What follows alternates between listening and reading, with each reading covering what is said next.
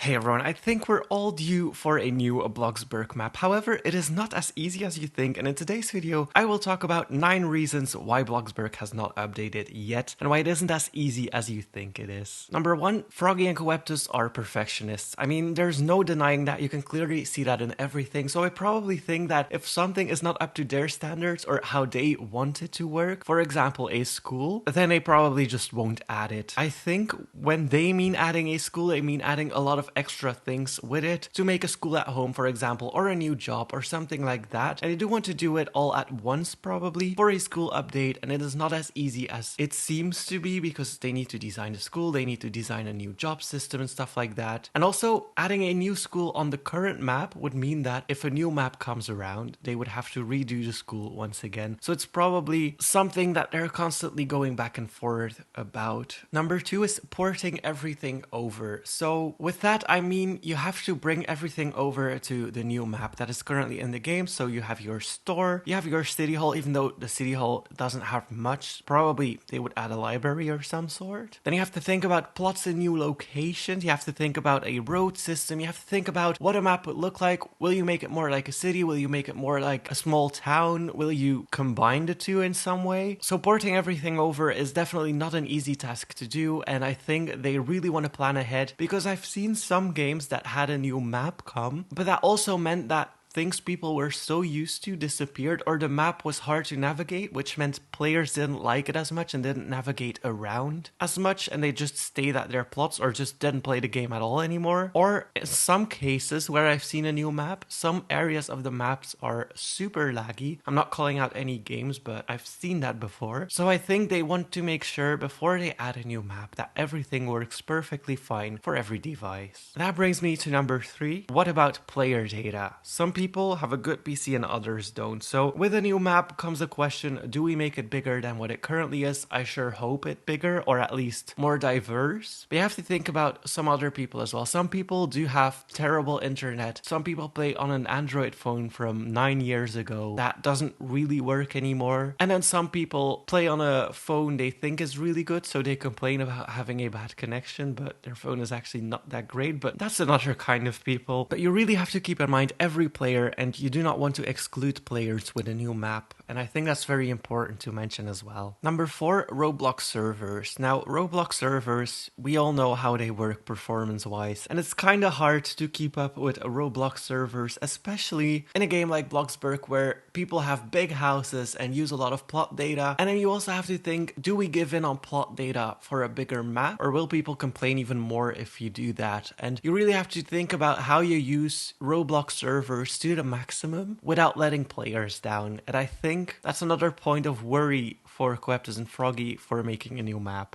Number 5, I actually mentioned this before, but if they make a school now, they would probably have to redo it on the new map. And if a new map is planned, for example, for this year or the year after, it's kind of useless, and I kind of think it was funny that they did it for an April Fool's joke. I really wish that they kept it. However, they made a library in the city hall, which is good, but a lot of people want a school as well, so we'll see what happens with that. Then number 6 is making sure that things aren't too far. Now, too far with an asterisk, what do you say in English? I'm not sure, because some people will think everything is too far and other players will want to drive far. But if you do not have a car, currently the map is kind of far away, like you have to walk a long while before you're in the city center. However, in the city center, everything is kind of close by, so that makes it easy. But you have to make sure that you don't put things too far away from each other. And I'm also thinking about, for example, pizza delivery. What if the map gets a lot bigger? Will you have to drive a lot further to deliver your pizzas? Because that will really ruin that job, and I hope that does not happen. But then also thinking about, for example, in role plays, make sure that the school isn't 5 minutes away from your house, because once you get to the school, you can just go back home and continue your roleplay, because it doesn't make sense to leave your kid there. Stuff like that, really important to think about making a new map. I've seen maps where they wanted to go really big and they made the main buildings like really far from each other on the edges of the map, and it's not as fun to play on. Number 7, new plots. And what about a plot system? So currently the map holds 12 players and there are 12 of the same plots. However,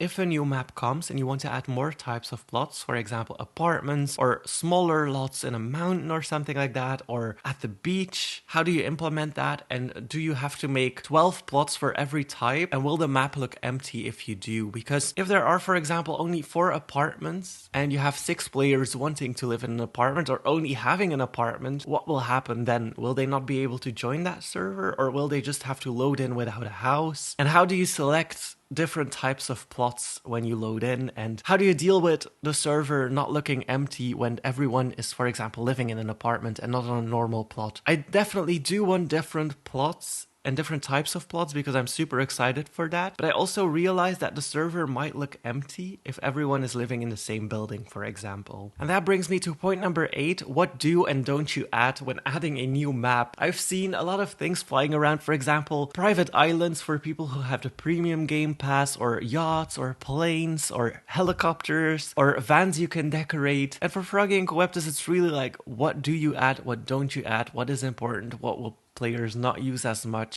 Do you keep the Ferris wheel, for example? I love the Ferris wheel, but I know it's not very much visited. I just love the view of it. But it's definitely stuff like that that is important to think about as well. And then number 9, and this is more of a community thing, and it's not only the Bloxburg community, but will it ever be enough? If they release a new map, will it be enough? How long will it take before players start asking for a new map again? Will it be a month? Will it be a year? I'm not sure, but I can definitely imagine when a new map comes that everyone is super excited, but then when the map gets normalized, like when everyone gets used to the map, how long will it take before you see more tweets of, yeah, Bloxburg is dead, or the developers are lazy, or I hate this map, can we go back to the old map? I can definitely imagine tweets like that, and it's very important to keep in mind that when we get a new map, please appreciate it.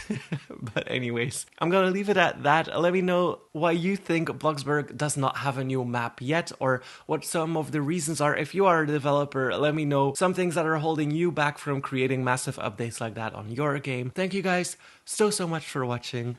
Hit that like button, and please subscribe.